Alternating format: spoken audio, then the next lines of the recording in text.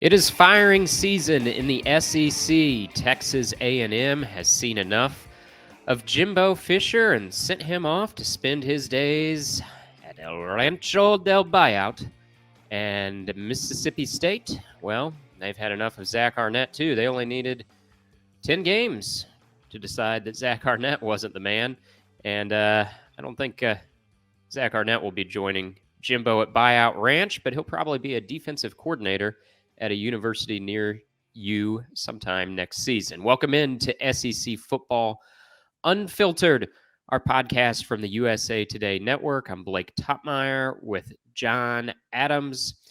John, I believe we called this last week, did we not? We played a little fact or fiction recently, and we had both Jimbo and Zach Arnett as fact getting fired. Didn't take long. Jimbo, poor guy, got fired after a 41-point victory. What's your thoughts on these two dismissals? Well, it was expected, the decision was already made on Jimbo. It didn't matter how badly he beat Mississippi State this past weekend. And I think the decision was made on Zach Arnett already. Sometimes in that situation, it used to happen more often where the schools would, well, let's just wait till the end of the season. We're going to part ways with this coach, but that's not the way we roll in these days. It's you make a decision, let's get it over with, and start looking for that new coach. Of course, there will be a lot of candidates for a lot of other jobs too. The firing season is really just getting going, but it's the A&M job is going to be extremely attractive. Yeah, and let's start there, John. I want to get into Mississippi State later on in the episode, but the big job is A&M. At this moment, A&M is the most attractive job on the market. We have Michigan State open in the Big Ten. Northwestern's also open. Who cares? The Aggies are job number one at this point, and that was, I think, to me, the way I looked at one of the appeals of firing Jimbo Fisher now and not waiting until next season or waiting even deeper into this year. When they fired him, they became job number one available. Doesn't mean you can get whoever you want, but it does mean if someone's looking, if they want to jump, A&M's the best place to jump to at this moment. So here's what we're going to do when it comes to Texas A&M. There's a bunch of names out there at this point. It's just talk. It's just conjecture. But I want to engage with some of these names and see what you think about them. But rather than just saying, do you like this name? Do you not? We're going to put every name up against Lane Kiffin because it's coaching carousel season, which means Lane's got to be involved, right? I think this is a job Lane has probably looked at and thought, oh, I could win big there. I think it's one of the reasons he's needled Jimbo Fisher so much over the years is because he knows Jimbo did less with more, and Lane, not so much Saturday in Athens, but Lane, throughout most of his Ole Miss tenure, has done more with less. So I'm going to give you an option, Lane Kiffin or Coach X, and you'll have to tell me which one you would prefer if you were Texas A&M. So let's start this conversation. Where are we going to go here? Let's start in the Big 12. John, Lance Leipold at Kansas is someone the national media types, they love Lance Leipold. And to his credit, he's done a very good job at a basketball school. This is someone who's worked his way up. He was a longtime coach at Wisconsin Whitewater. I believe that's a Division III school. He's a Wisconsin native. Then he got his FBS break at Buffalo. He won there. He's won at Kansas. He's winning at places that don't always roll off the tongue when we think about Texas A&M coaching candidates. So, who would you pick between Lane Kiffin and Lance Leipold? Well, I really like what Lance Leipold has done. He's got a great resume. But I'd take Lane Kiffin for several reasons, one of which he really knows the SEC by now. I mean, he was a coordinator at Alabama. He was a coach at Tennessee. He's been a coach at Ole Miss. I think it really helps to know what you're up against in this league. And the league won't get any easier next year with Texas and Oklahoma. So I think that's a factor. Also, I think he's one of the premier play callers in college football. He's got a great offensive mind. So I would probably take him over most candidates. Well, will A&M go for that? I don't know. A&M may be aiming even higher, but I think Kiffin, how could he turn that job down? Compared to Ole Miss, he's done a nice job at Ole Miss, but there's a ceiling there, and the ceiling might get lower in a 16-team league. So I would take Lane Kiffin there. Yeah, it was a year ago, John. We were talking about Kiffin in conjunction with the Auburn job. It was Auburn was either going Kiffin or Hugh Freeze. Kiffin is believed to have been Auburn's number one choice at one point. Kiffin stayed put at Ole Miss, and I was, I guess, kind of advocating. I really didn't care what Lane Kiffin did; it was his life. But I thought that the better thing for Kiffin to do was to stay at Ole Miss. I mean, apples to apples, Auburn's a better job. However, I didn't know if it was a big enough jump for him to leave Ole Miss. You really only you only get so many shots to make that springboard jump. And Auburn, as we know, can be a bit of a mess sometimes. Can be meddlesome with those boosters. There's pressure being an Alabama shadow, and I thought Lane was better off staying at Ole Miss. I'm sure he sought out my advice and listened to that because he stayed. But I look at Texas A&M differently. Even though Auburn has had the national championship, in recent memory, whereas Texas A&M hasn't won it all since 1939. I mean, A&M to me is just a school with everything there that it could win a national championship. It's got the NIL, it's got the recruiting base in Texas, the gleaming facilities that would make NFL programs blush, the mega donors, who write a blank check, even $77 million to get rid of Jimbo. Like, I think it's a sleeping giant, and I think Lane would show up and be surrounded by five stars, something he's not going to have at Ole Miss. I agree. And one of the real advantages when you talk about recruiting, I think coaches like recruiting less than ever now. They don't like going into a living room, and rather than trying to develop a relationship with a player and his parents, they have to say, okay, here's what we can offer. I mean, that's just the price of doing business now. The thing with A&M is apparently it can offer pretty much anything. If they ask the A&M coach, what can you offer? And the answer is probably the world. That's a recruiting advertisement to say, okay, we just fired a coach. We paid a coach $76 million to go away. What do you think we'll pay for somebody to come here and stay? It's just, I think if you go there, you can let the collective handle a lot of the money, and it's going to be easier for a coach there. There's no doubt about it. Recruiting would be easier. And then also you're in Texas, which is fertile recruiting ground always, whether NIL is in play, transfer portal, you name it. It's Texas. It has great high school football. All right, so we've got sidetracked here making the pitch for Lane. We'll get back to making the comparison of do you want Lane or.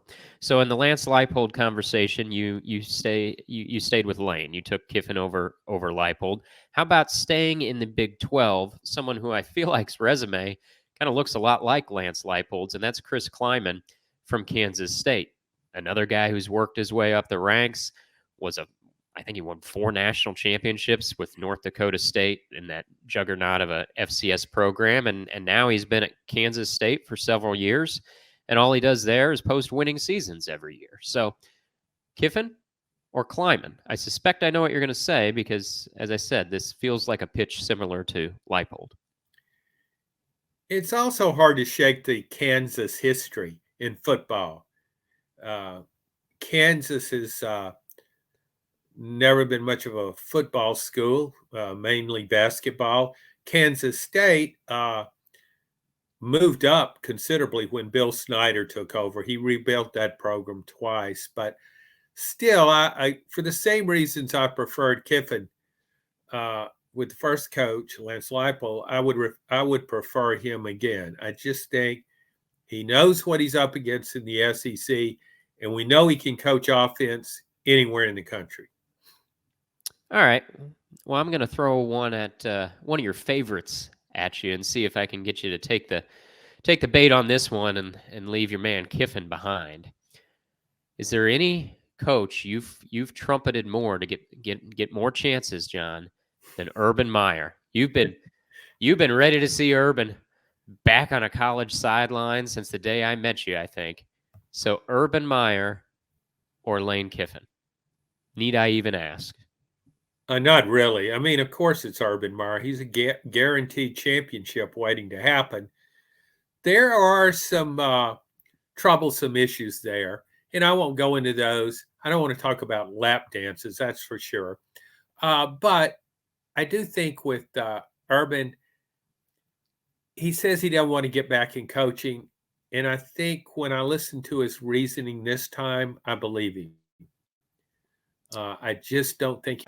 But the A&M job, he would only go to a school where he thought he could win a national championship. And I think he feels like if he goes back into coaching, it might kill him. But if you're A&M, isn't that the kind of coach you want? This guy will die. Someone who's going to drop dead on the sideline when he's down by 2 scores to Texas. No, let me. That's when you hear the ADs rattling off the list of qualifications they're looking for. Someone who just seizes up and falls over, down a couple scores to the Longhorns. No, no, somebody that wants to win that badly. Oh, okay.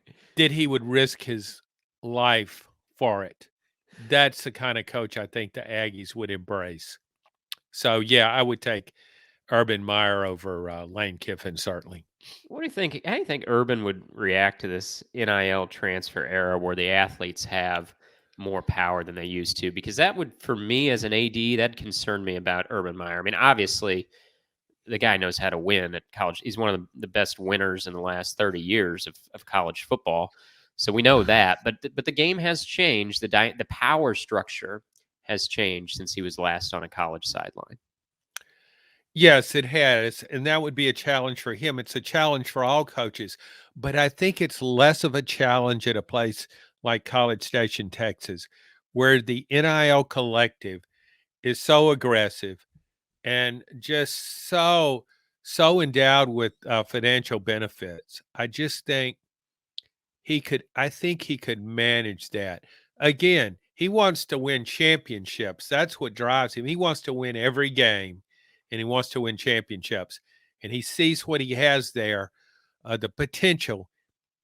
He could say, okay, this is what I have to deal with.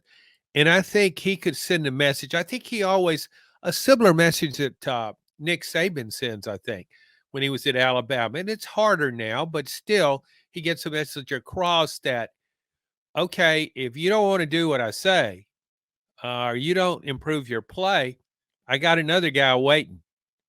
There's always another guy waiting.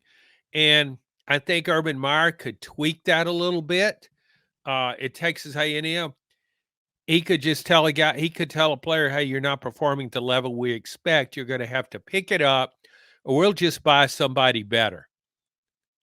All right, so you took Urban.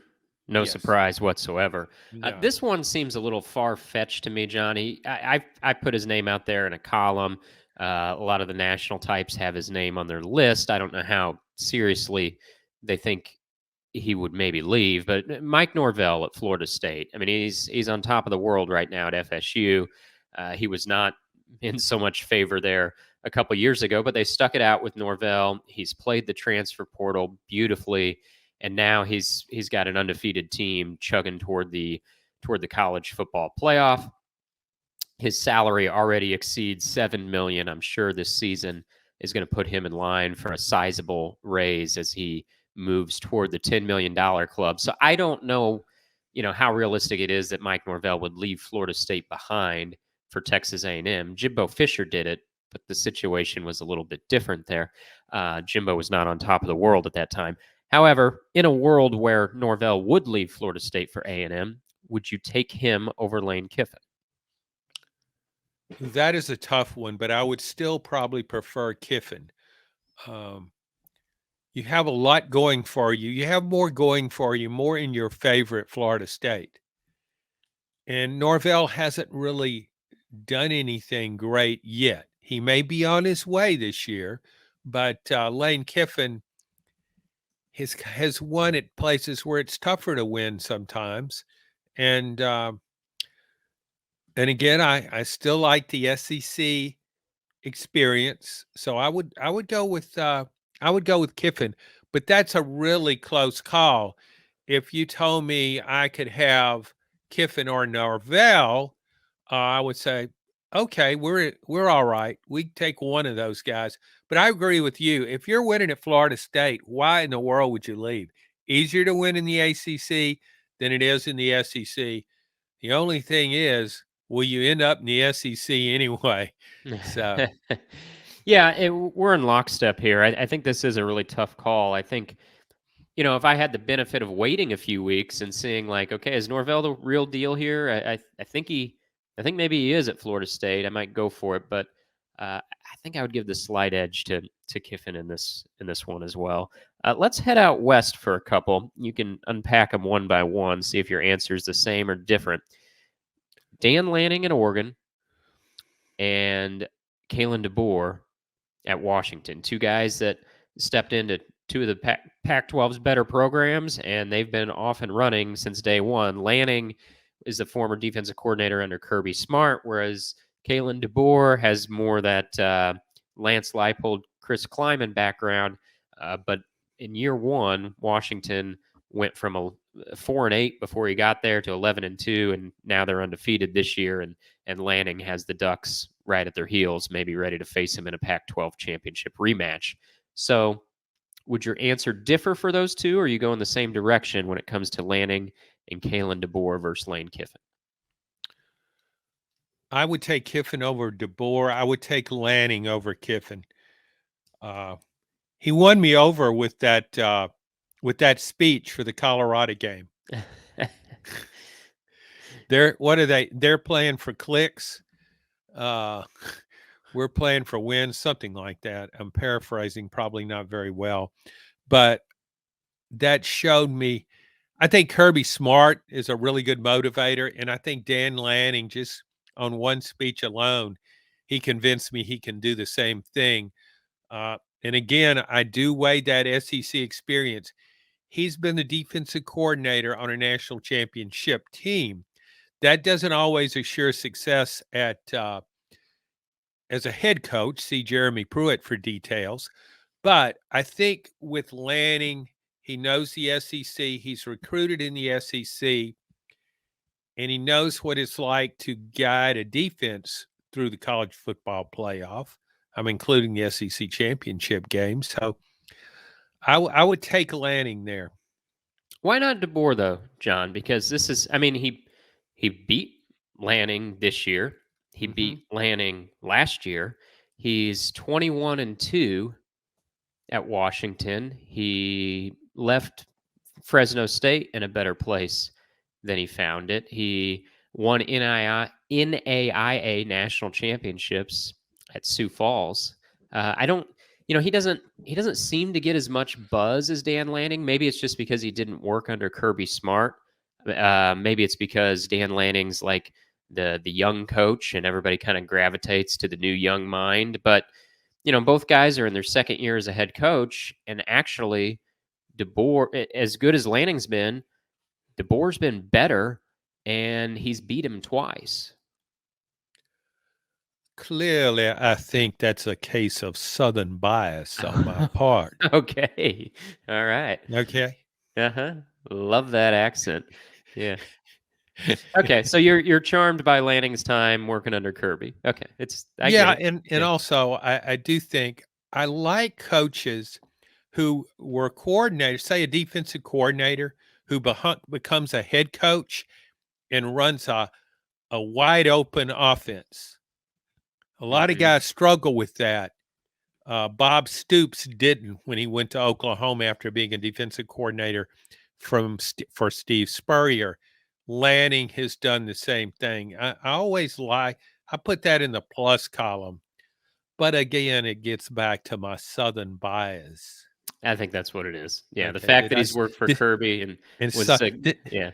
did I say that slowly enough for you to It's understand, it's slowing young down man? even more. And see, you can do this accent, John, because you're from the South. See, when Yes. I do it, I'm from the Midwest, so it probably rubs our listeners the wrong way, but you're born and bred. Well, I think it probably rubs our listeners the wrong way, even when I do it. I know it rubs our producer wrong, so I'm sure she's loving the editing of this pod. Two more for you, John, as we wrap this up before moving on to Mississippi State. So right now, you want Dan Lanning or you want Urban Meyer. Otherwise, you're taking Kiffin. Here's one out of left field for you. And before you say, what am I thinking here? Remember, Brian Kelly left Notre Dame for LSU. Lincoln Riley left Oklahoma for Southern Cal. So we've seen coaches leave good jobs before. Dabo Swinney's done a great job at Clemson, but the pinnacle is behind him. And now he's got fans on his call-in radio show taking him to task. Tyler from Spartanburg came after Dabo. Others have come after Dabo. The shine is off Clemson a little bit, although they've picked themselves off the mat the last couple weeks. But Dabo said recently that he plans on coaching for several more seasons. He doesn't know where it will be, he said. He plans on coaching for a while longer. That felt like a bit of a shot at Clemson, and maybe all that was just, hey, quiet down. I'm still the king here. Or maybe he really is looking at what else is out there. So who would you take between Kiffin and Dabo? And it's interesting. This is like a 180 choice. Kiffin's Mr. Transfer Portal King. Dabo is like, transfers, what are those? That's another tough call. I remember when Dabo Swinney was hired by Clemson. He'd never been a coordinator.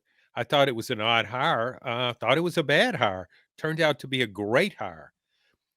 Now, could he apply the same thing he did at Texas at Clemson to take? Would it work at Texas A&M? I think there's a feeling with Dabo that his time has come and gone, and his time was great. I'm certainly not slighting him. He's done a great job at Clemson. If he left for Texas A&M, I think he would go there with the intent of having something to prove, just as Brian Kelly left Notre Dame for LSU with a chance to win a national championship. I think Dabo would be highly motivated, more motivated than Jimbo was, which isn't saying a lot. But I still go back to Kiffin with his SEC expertise and with his offensive ability. I would still take Kiffin there. Well, you're giving a lot of love to a guy who just lost by 35 points to Georgia. But, and something like that really shouldn't affect a hire. Like if you liked Lane Kiffin before Saturday, if you're Texas A&M, it really shouldn't affect you that he got ran over by Georgia, because a lot of teams get run over by Georgia, and you're going to have your situation at A&M is not going to be what your situation is at Ole Miss. But you know how these things work, and things can turn on a dime here. And so even if Texas A&M really liked Kiffin on the heels of Ole Miss beating Jimbo Fisher for the third time in a row, something like a 35-point loss to Georgia could change their opinion on it. But it obviously hasn't changed your opinion. No, but as I said, that's a tough call. The Norvell decision was a tough call too. All right, two more, John. This one might be quick. I don't love this idea. He's on every hot board that's out there. I think Mike Elko's done a very nice job at Duke, but at the end of the day, he's Jimbo Fisher's former defensive coordinator. Now, things were better in the Jimbo era when Elko was there. They went 9-1 with him running the defense. But maybe I'm overthinking it. To me, I don't love the idea of bringing somebody from Jimbo's staff back to replace Jimbo, who got fired for stinking up the joint. So, but maybe you think differently. Do you want Elko or do you want Kiffin? No, I don't want Elko.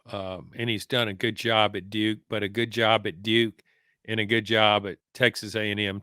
Yeah, A&M's not hiring David Cutcliffe and they're not hiring Mike Elko as far as I'm concerned. But maybe A&M sees it differently. But Duke coaches is not where I'd go to, but it worked out okay for Florida. Steve Spurrier was a bit of a different breed, though. But all right, last one, John. So far, you've taken Kiffin in every instance but two. I think everybody assumes Jim Harbaugh is still got his sights set on the NFL if he doesn't win this battle with the Big Ten and NCAA, and maybe even if he does, he just says, "I've had enough of this place." This place being college athletics. I'm going to go to the NFL. But maybe it's not that he wants to go to the NFL. Maybe he just wants to get away from Michigan and the big bad Big Ten that have put Jim Harbaugh and the Wolverines in their crosshairs. So in this hypothetical universe where Harbaugh wants to start over somewhere else, but that somewhere else doesn't have to necessarily be the NFL, would you take Jim Harbaugh or Lane Kiffin? Oh, I would take Jim Harbaugh and feel absolutely great about it. That would be. But he's cheating, John. He's cheating. Allegedly. Yeah, none of that ever happens in the SEC. I mean, No. I think the cheating would actually be in his favor if you're hiring him. I said in Urban Meyer's defense of Urban Meyer that you should want to hire a coach who's willing to risk death to win games. Well, this guy, I don't think cheating would be a negative for him. So, yeah, I just think he's done a great job at Michigan. I imagine that Michigan offense in the SEC knocking heads with Georgia and Alabama, lining up with 7 offensive linemen out there.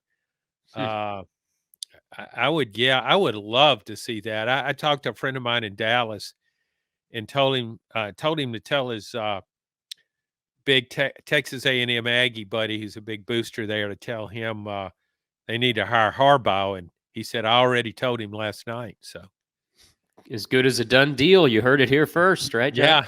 Yeah, I'm right in the middle of this. Breaking news on SEC football. Friend of a friend. I mean, what more do you want for a source? Sounds like a message board post, really. There's probably 7 friends of friends that already got Harbaugh's wife buying real estate in College Station. All right, well, the final tally there is, and we threw out some pretty good coaches.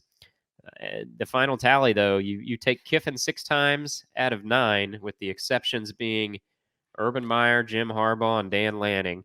I don't think Urban Meyer's walking through that door. I'm not sure I'm buying Jim Harbaugh's walking through that door, but Dan Lanning, I could see Dan Lanning maybe thinking about walking through that door. Yeah, how many cross-country flights do you want to make in a football season? Bingo. You made a great point, John.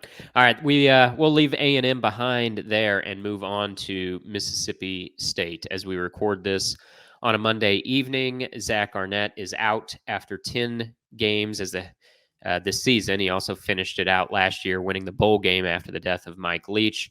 Arnett, I think you put it best last week, John. He was really always an interim coach in the eyes of Mississippi State, quite clearly, even though they removed the label. I think they probably viewed this as, hey, if he goes out there and wins 9 games this year, great. Otherwise, they can get rid of him for basically nothing, which is what they're doing with the offset in his buyout. And Zach Selman, the AD there, who was not in place when Arnett was promoted, now gets to take a shot at doing this. So don't really want to beat up on Arnett. He stepped into an incredibly difficult situation after the death of Leach, and he's a successful defensive coordinator. I'm sure he will find employment in that role as soon as he wants it. The question is, what does Mississippi State do now? We know this is one of the tougher jobs in the SEC. However, a couple of guys made it look not so tough. One of those being Leach. The other, though, that took Mississippi State to its pinnacle in the modern era, Dan Mullen. Just hanging out on ESPN TV sets, playing a little golf each week. He's good on TV, but this guy's only 51 years old, John. And I know he seems content with his life just from the outside looking in. He's got that buyout from Florida propping him up. Like I said, he can play 18 holes in the middle of the week, then do get on the ESPN set as the games arrive, but I also think he's going to want to scratch that itch one more time, that coaching itch. These guys don't like just hitting out of sand traps year after year. Usually, like they got that competitive streak in them, and I think Dan Mullen thinks Florida did him dirty. Like I think he thinks he was wronged by Florida. Had the one bad season on the heels of 3 straight New Year's sixes. And I think Dan Mullen wants to show Florida that it was too quick on the trigger there. What do you? I don't know that Mississippi State's going to be the school to get him back in the action, but I tell you this: if Mississippi State could get him, my coaching search would be over in 5 minutes. The amount of time it took to get Mullen on the phone. Yeah, we were talking off air, and you made a really good point that Dan Mullen seemed happy working at ESPN. I watched him too. Now, you don't know if that's just a job performance or if he's genuinely loving what he's doing. I think for coaches who've been coaching, we saw Urban Meyer do it and then get back into coaching. When they get out of coaching and they go to work on TV, oh, they can take a deep breath. Hey, this is like stealing money. I just show up. I can do this. I just show up. It's almost as easy as being a podcast host. It's not that easy, but it's just like it's people that work a long time in newspapers and then they get a PR job and they say, man, this is so much easier. There's no deadline pressure, that kind of thing. I think that's certainly a lure, and initially I think it's really good for a coach, but after a while, and you mentioned it, kind of itch comes back because you can't get that adrenaline rush from looking into a camera. It's the competition, and if you've been a coach for a long time, you're competitive. You have to be.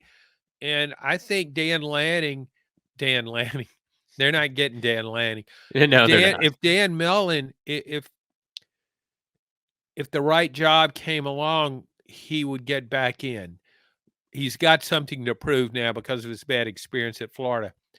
However, I think it's really tricky to go back to the place where you're already revered for what you accomplished there. It's as though you're competing against your former self. You've got to reach that standard. And what he did at Mississippi State was impressive. That is not easily done. And he might look at it and say, he might have thought, I don't know if I can do that again. It's a tougher league. You got Oklahoma and Texas in it now. So I don't know if that would pull him away, but I think in Mississippi State's case, yeah, just make a call. That should be your first step. Make a call to Dan Mullen and say, hey, come on back home, Dan. We'd love to have you. Yeah, that call might get sent straight to voicemail. I mean, Dan speaks reverently when you hear him, in public settings and stuff like that about his time at Mississippi State. And I'm not saying he's putting on airs there, but to your point, you're chasing your past success. And what did that look like? That looked like Mullen averaging almost 8 wins per year during 9 seasons at Mississippi State. And if people don't think that sounds good, I mean, go look at Mississippi State's what they've done the last 100 years, right? I mean, averaging nearly 8 wins a year is some pretty good stuff. And it wasn't like he was going, 7, 8 wins, and that was the ceiling. The guy won 10 games in a year. They were ranked number 1 in the nation for a time and made it to the Orange Bowl with Dak Prescott. He won 9 games after that. The year they won the Tax Slayer Bowl, that was I believe that was the year he was out the door. But he was there up until the bowl game. So, I mean, they had some high marks back in 2010. They had a 9-win season. So he rose up to a level that Mississippi State doesn't normally get to. And yeah, he didn't beat Nick Saban, but that's not really Mississippi State's reality, right? Like Mississippi State wants to be relevant and they want to beat Ole Miss. Well, Dan Mullen makes you relevant. He knows how to to take those 3 stars and get him to play like 4 stars. His problem at Florida was he didn't want to work hard enough in recruiting to sign the top classes to catch Kirby Smart in Georgia. Well, Mississippi State doesn't expect you to do that. They don't ask you to do that. They want you to take the 3 stars and develop them and get them to prove everybody wrong.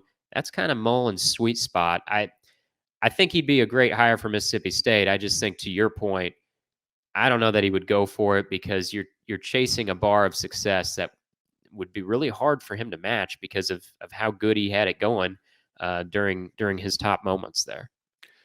I remember I think his affection for Mississippi State is genuine. I remember his talking about that.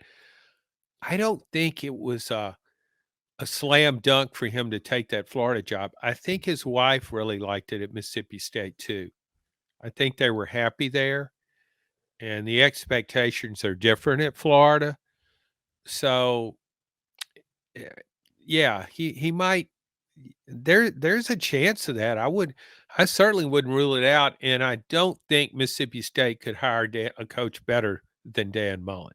Yeah, I would wholeheartedly agree with that. Arkansas is not open, John. We don't know if it will open. Sam Pittman did himself no favors by getting trucked by Auburn on Saturday on his home field, and I mean, Hugh Freeze doing some things in year one there. Not to go off on too much of a tangent, but if Arkansas were to open, let's say you're Dan Mullen, you can either go back to Mississippi State, you can go to Arkansas, and I'm taking the play golf and work for ESPN off the table. You got to choose one.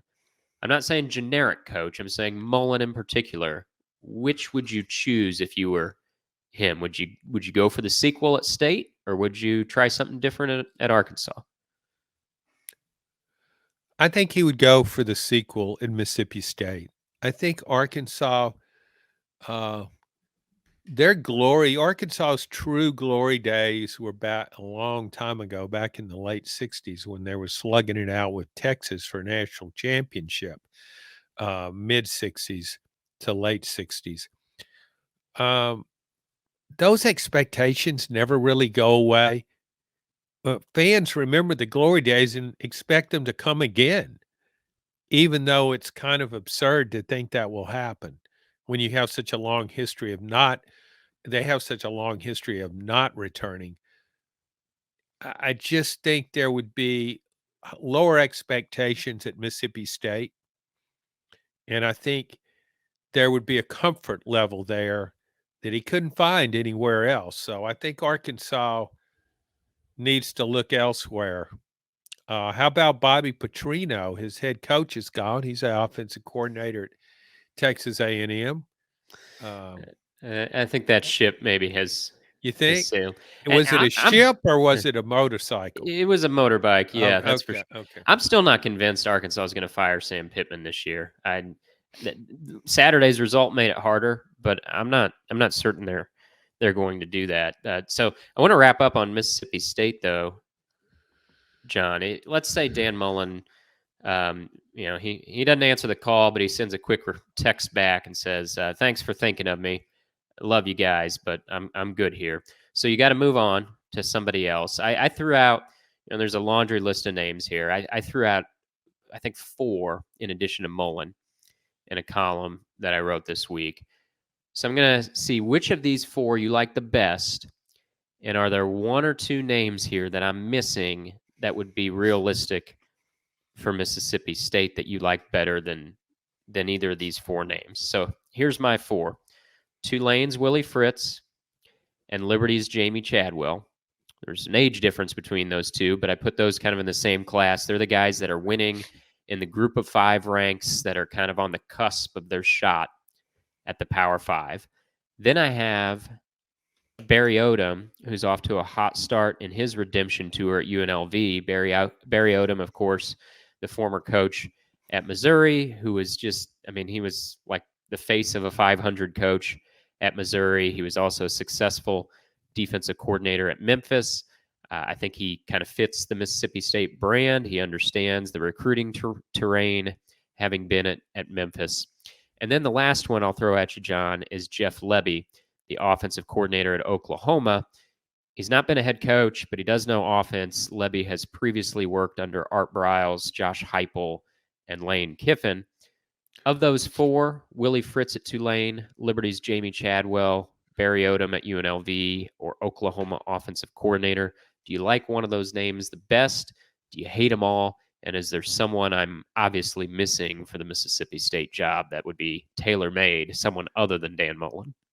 I really don't know much about Willie Fritz, but I know he took a Tulane team and beat Southern Cal in a bowl game. I think Jamie Chadwell, that's a possibility. I would take him over Barry Odom. I just don't think the fan base would get very excited about Barry Odom, despite what he might be doing well at UNLV. He's had some success there. I just don't think that would excite the fan base. I think Chadwell could excite the fan base a little bit. I agree with that. Yeah, I agree. To Coach Prime in Boulder, Colorado. He was at Jackson State. Maybe he wants to get back in the South. Things aren't going so great right now, but he's won 4 games, and that's 3 more than the Buffaloes won last year. So I might give that a shot. You think Prime would leave Colorado for Mississippi State?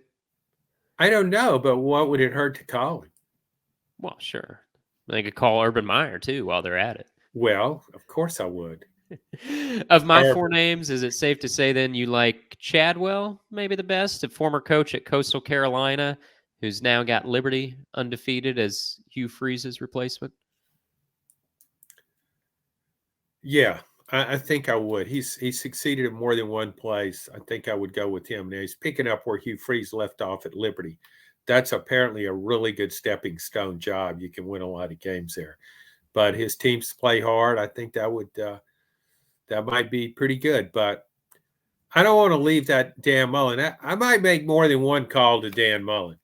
And I might call his wife too. And just, hey, remember the good old days back in Starkville? You were happy here. You can kind of wear somebody down with those phone calls, John. You're not going to let it go to voicemail. You're doing the call back 30 minits later, and then 20 minutes later, and then 10 minutes later, and eventually you'll wear them down. Yeah, I can. Obsessiveness can be a good quality in some cases.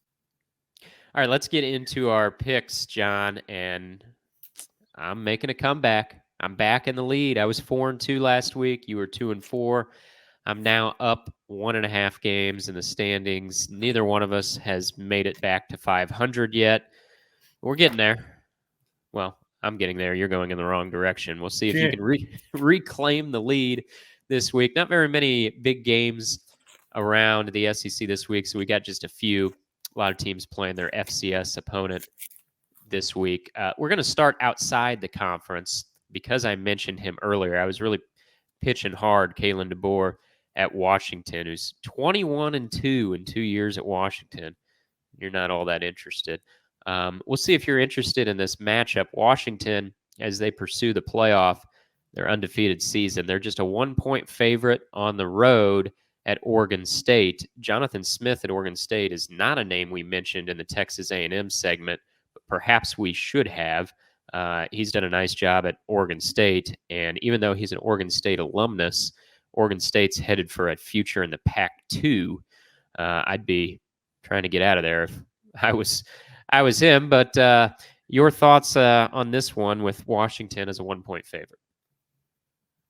You shouldn't let sentiment get in the way of your picking business, but as badly as I'm doing, what difference does it make? I really like what Jonathan Smith's done there. I also like Oregon State at home. I remember when Oregon State was in worse shape than it is now, much worse shape, and it hung in there with Southern Cal's best teams. Seems like more than once. I like it playing at home, crowd rocking. As an underdog, a chance to be a spoiler. So I'm gonna go with Oregon State. John, when I was 25 years old covering high school sports and Division II in Quincy, Illinois, the paper believe it was the Corvallis Oregon paper. Couldn't tell you what it's called. Maybe you know. You know what the paper is in Corvallis? No, I'll just call it the Gazette for Okay. podcast purposes. For podcast purposes, the Corvallis Gazette had an opening as its Oregon State beat writer. And 25-year-old Toppmeyer sent in his application. Never heard back. And Oregon State's not going to hear back from me on this pick. I'm going Washington all the way. Kalen DeBoer is my guy. They're going to cover that 1-point spread. And, yeah, I didn't miss anything by not getting called back on that job, John. Well, I think one time in the football off season, we should do a podcast. We should do a podcast on jobs we thought we were going to get. Well, I didn't say I thought I was going to get it, just that I didn't get it. Well, okay, jobs we tried to get. Okay. That's good. I think that would be a good topic. That would be. I'm going to file that away for March when in between kicking Vanderbilt out of the SEC. You can only do that. Well, can you only do that so many times? No, you can do it on an annual basis. Sure. All right. Well, can't kick Missouri out anymore. No. No, you cannot. All right. I've got kicking Vanderbilt out penciled in for March 14th. So we'll do that. Jobs we got snubbed for the following week. Okay. All good. right. We're ahead of the game for 24. That's right. Next game on the list, John, we're going to get into some SEC action. South Carolina Gamecocks flying high after embarrassing Vanderbilt on Saturday. That's not hard to do. It will be harder, though, to beat Kentucky, maybe a little bit anyway. Kentucky is a 2-point favorite. The game is in Columbia, South Carolina. Are you won over by South Carolina's dominating performance against the Commodores? And if you're wondering, yes, Clark Lee still is the coach at Vanderbilt. Clark Lee, by the way, applauded his quarterback for putting the team in position to punt consistently on Saturday. And no, I don't think he was being sarcastic. I think he was pretty happy with his quarterback consistently positioning his team to punt. May explain why Clark Lee's 2-10 this season. Well, I jumped the gun. It's not quite 2-10, but he's headed there. Did South Carolina return the punt for a touchdown? Because every time I would switch over to that game, and every time I switched over, somebody from South Carolina was running full speed toward the end zone. I didn't realize Mario Anderson was such a sprinter. An impressive win over Vanderbilt. I mean, do they call, you know how they call Sanford Stadium between the hedges? Uh-huh. I think they should call Vanderbilt Stadium between the cranes. You just love that construction site that Vanderbilt I do. It's calls a football field. Yeah, I mean, it's like, hey, you guys can go ahead and play a game Saturday, but we got some construction work to do, and we're not slacking off. So no, it's the only construction workers I've seen not slacking off. I would, so I don't put much stock in that, but I'm a big Spencer Rattler fan. Yes, you are. And president of the fan club when you're not busy running Urban Meyer's fan club. Yes. But I'm going to have to I think he'll have a good game, but I think Kentucky will put up some points, unlike Vanderbilt. When you said Clark Lee applauded his quarterback for getting them a punt, that's pretty funny. I thought you're getting ready to say applauded his quarterback for not quitting in the middle of the game, just walking off the field. Yeah, you really gotta dig deep when you're searching for compliments for this Vanderbilt team, and putting your team in position to punt is apparently the new success story. Well, aren't you always in position to punt? Yeah, that's what I said. You could just punt on first down. That's what they did in Claire B's novels about Chip Hilton that were written back in the 40s. Apparently, I Clark love Lee, those books. I did too. Yeah, he could run a spread offense and punt on first down, 100 miles an hour, and punt on first down. He loved that quick kick. I'm taking Kentucky too, John. Okay. They don't. The goal of their offense is maybe at one time it was to punt it, but not anymore. It's a new day.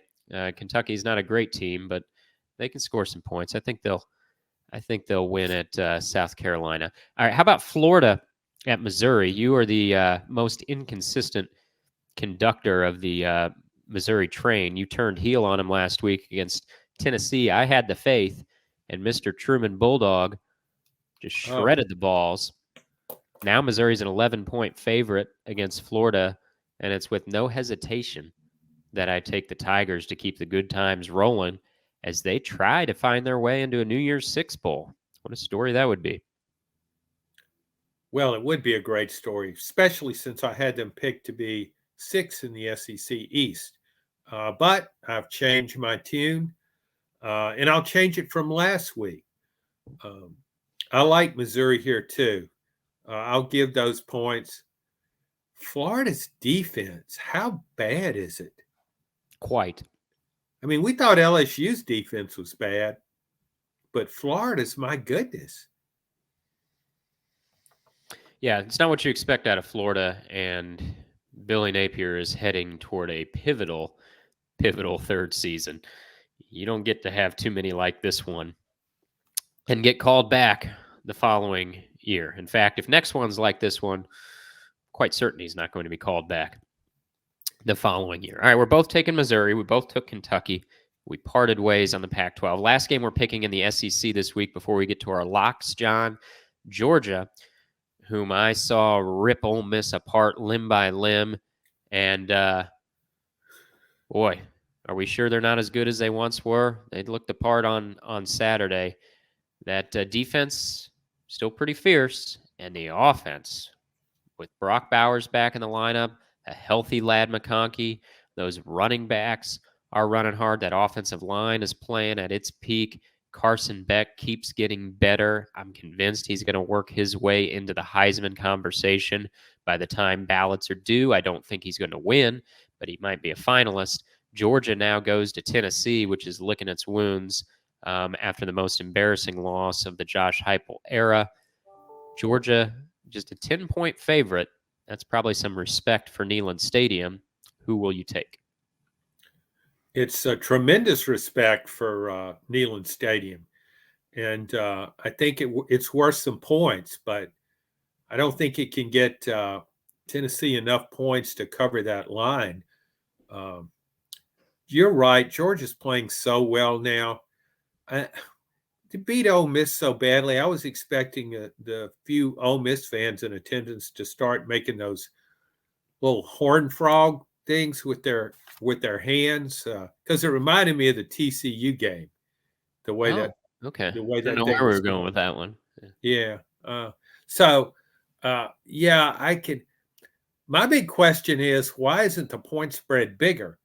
Which maybe it's because of Neyland Stadium, and then somebody else pointed out Florida's been up 3 games in a row. Florida, Missouri, and then last week it was up again against Ole Miss. That's its best win so far. And I think it's hard for some teams to do that, but I don't think it's hard for Georgia to do it. Kirby Smart, when he was a player at Georgia, went against Tennessee 4 times, lost all 4 times. Coaches remember their playing days, and SECs has a lot. It's a lot about rivalries, and Kirby Smart will have his team ready to play. I guarantee you. All right, so you're taking the dogs, giving the points. Mm-hmm. Okay. All right, that brings us to our lock of the week. We both hit our lock last week, John. That's an upset. Jeez. I think who's that group that looks in to try to verify miracles? Is that something the Pope oversees? We ought to send that off to see if we can get that classified as a verified miracle. There, the fact that we both hit our locks. I got another one for you this week. I hit inside the MAC last week. A lot of my emailers tell me I ought to be covering the MAC. That's about what I'm worthy of doing. So maybe that is my expertise, and I'm going to stay right there. And I'm taking Miami, Ohio. They're given 8.5 points to Buffalo. Doesn't matter. They're going to win by at least 2 scores. No problem. Miami, Ohio is one of the best teams in the MAC. Buffalo isn't, and it's with great confidence that I take Miami, Ohio at home on a Tuesday night. So depending on when you're listening to this game has probably already happened. Miami, Ohio has probably already won. They're covering that 8.5-point spread. Well, I'm glad you know what works for you. That's great. I don't know what works for me. I've had a horrible year on locks, and I'm tempted to just go the opposite way. What I think is the best pick, just pick the other team. But I can't do that. I mean, I watch so much Pac-12 football. I'm through with my work. I watch those late night games every week. I've become a big fan of Arizona. Lost their starting quarterback to injury. They brought in a freshman. He's even better than the guy who was there before. And the guy before was really good. Got a good running game. It beat 3 nationally ranked teams in a row. So I'm going with Arizona against Utah. I think Arizona's a slight favorite, maybe 1 point. They're playing in Tucson, and those guys get rowdy. All right, so you're not even positive the spread. You don't care because Arizona's winning by enough that they're good to go. It's a half point, so they just need to win the game. Might as well be. What is that? That's I don't know. It might be the first time I've seen a half-point spread. I don't remember seeing that before. Yeah. I probably shouldn't have said that because it just kind of sounds like I don't care. Well, I would never question whether you do, John, especially when it comes to Pac-12 football. I know how much Pac-12 football you watch. We really ought to start thinking about getting a Pac-12 football unfiltered going. And if not, maybe an Urban Meyer unfiltered podcast. I know you would love to host that. And I've actually heard rumor, John, that will be the subject of your 4th book. Is that any truth to that? I don't really want to talk about that right now, Blake. I mean, that's a kind of deal with for my publisher and agent. We kind of keep those things in house. If you don't mean to be rude, but let's don't get into that. I like the idea of a Pac-12 podcast and the Urban Meyer podcast. What we could do with that, each week we could take, say, half a dozen games and pick one of the teams in the game and say, what would have happened if Urban Meyer would have been coaching that team? We'll pencil that in the week after we do the podcast on all the employers who turned us down. Before we get to that point, though, we'll be back with you next week as the SEC championship approaches. We'll discuss that more probably next week. Thanks for listening to this edition of SEC Football Unfiltered.